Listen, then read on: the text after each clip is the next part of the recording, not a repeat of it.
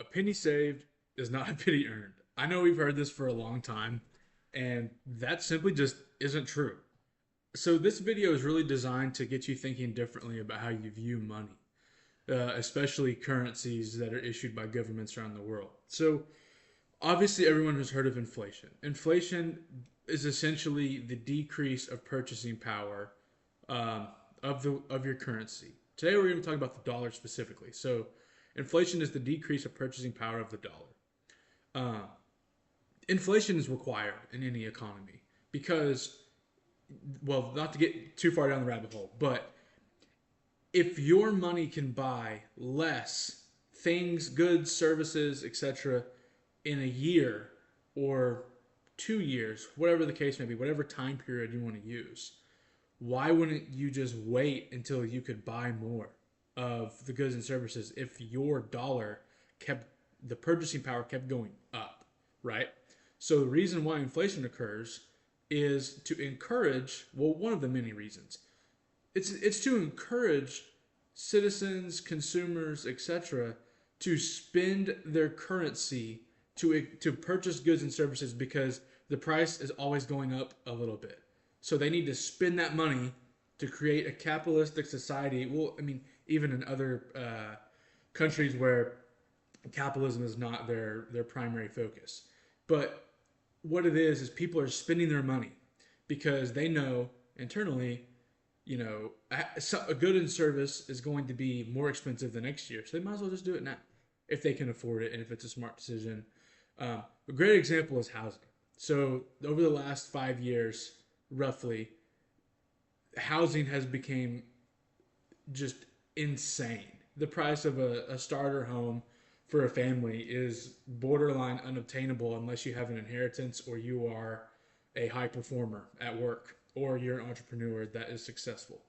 And that's not a stretch. Uh, Anyways, so that's kind of why inflation is kind of good in a way because you don't want to create an environment where nobody wants to buy anything from anybody. That's what's called deflation, where your dollar is getting stronger compared to the goods and services. So people are just like, well, I'm just going to wait till next year. Well, I'm going to wait till next year. I can buy two houses. Or if I wait 5 years, I'll just wait and I can buy three houses with all the money I've been saving, right? So that's kind of why inflation isn't necessarily evil. Uh, but here's what I want you to think about is how long does it take for a dollar to lose most of its purchasing power? In other words, another way to spin it, how long does a dollar have before it's really worth 25 cents in purchasing power? So it lost 75% of its value, right? So that's why a lot of people are not super heavy, or at least I would recommend not being super heavy in cash. Um, if you have any excess cash or capital available to invest in the market, invest in real estate, invest in crypto.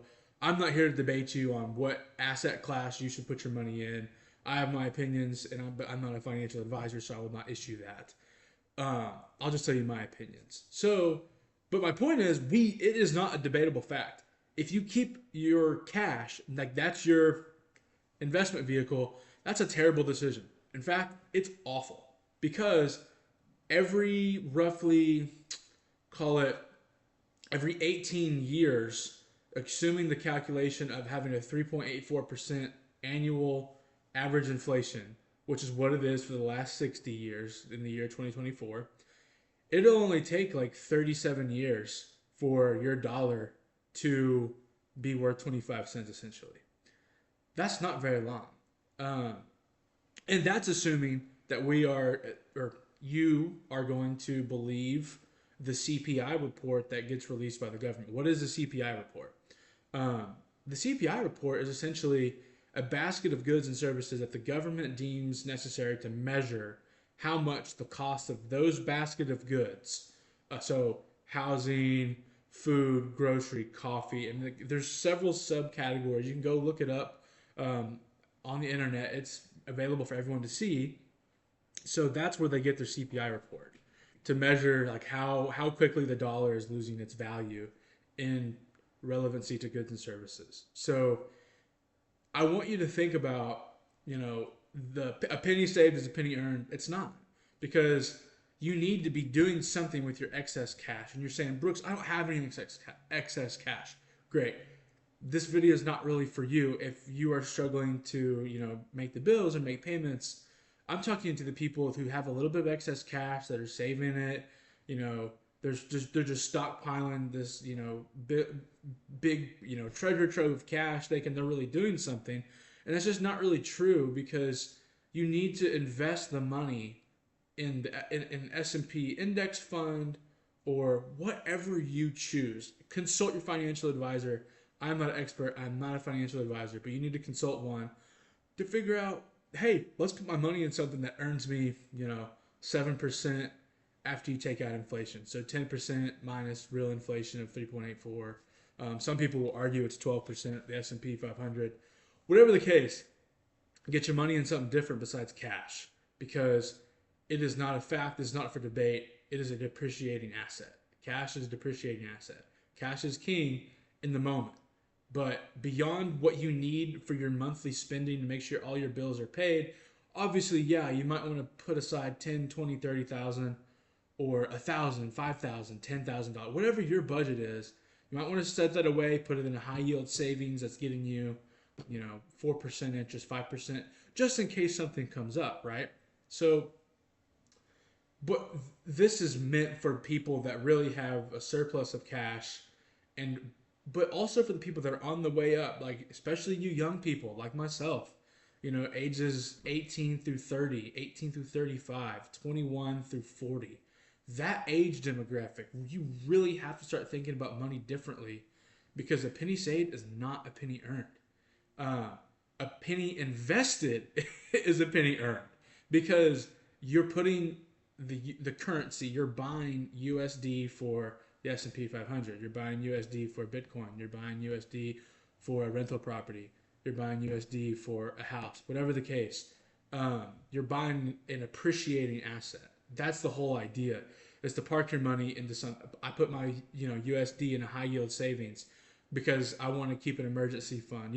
For people that follow Dave Ramsey, an emergency fund, that's kind of a great way. Like, hey, I've stocked away $10,000 at 4%, 3%, 10, whatever the percentage savings on it is.